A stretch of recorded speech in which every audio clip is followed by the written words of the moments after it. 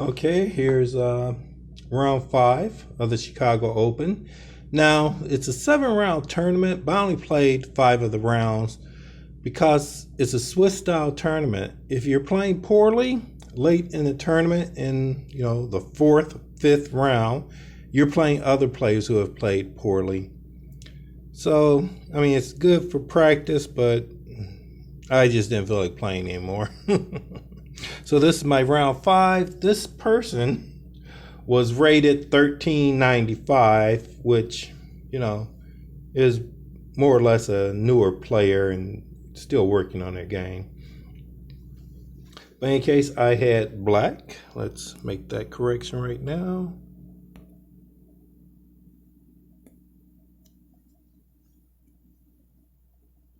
Let's cut on the analysis. Not that there's going to be a whole lot of analysis going on. And let's see how the game went. They started with e4. I went with e5. Attacked my piece. I defended my piece. The Rue Lopez. I attacked the bishop. Bishop played off. Played the other one. Castled. e4. Okay. This is a variation of the Rui, which I don't know, so I'm going to have to play it by ear. First thing I do is make sure they don't try to exchange variation on me. I shore up my e5 pawn, and then we play by ear. I pin their knight.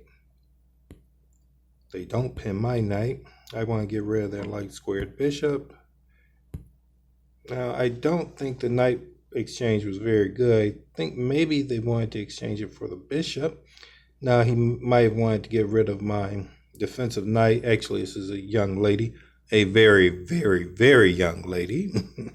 I don't know, she's probably 7 or 8 years old, which they can be very good players too. So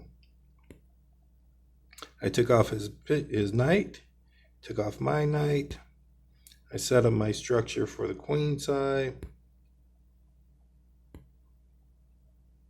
Okay, I'm enjoying myself, so I said, let's just play the game.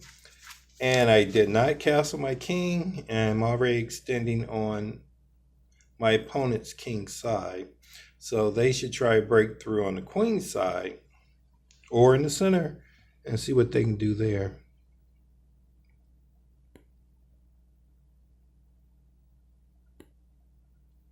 Now I'm bringing up the rook pawn, attacks my bishop. I retreat the bishop back, release my pin.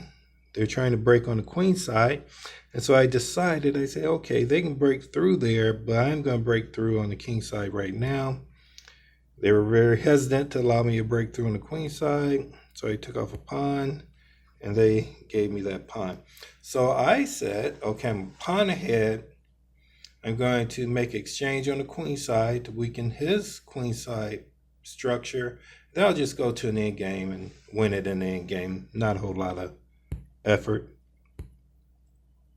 His isolated pawns on the queen side, but they are not on an open file. But I should still be able to take some advantage of that with my 2 bishops. Exchange off the rooks. Exchange off the queens. Now we're definitely in an end game. I stop his rook from coming across. He wants to bring the rook across anyway with his bishop. I again stop the rook from coming across. Now he gives up the file, but that allows my rook to penetrate. Oh, but I don't. Okay, I see his weak white colored pawns, so I went to attack them. So he traded off and is going to attack my pawns. I attack his weak pawn. He takes off my pawn. I take off his pawn. And it says that black is ahead by 4 pawns, which is a winning advantage, really. Checks. I move out of check. He extends in the center, which I believe is a bad move. I take off his pawn, he takes off my pawn. I go to the 8th rank.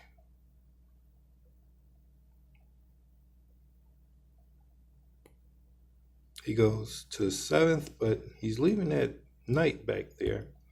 I take off another pawn. He brings his knight to F1, and I say, okay, that's a winning advantage right there. I take off the knight with my rook, takes back off the rook.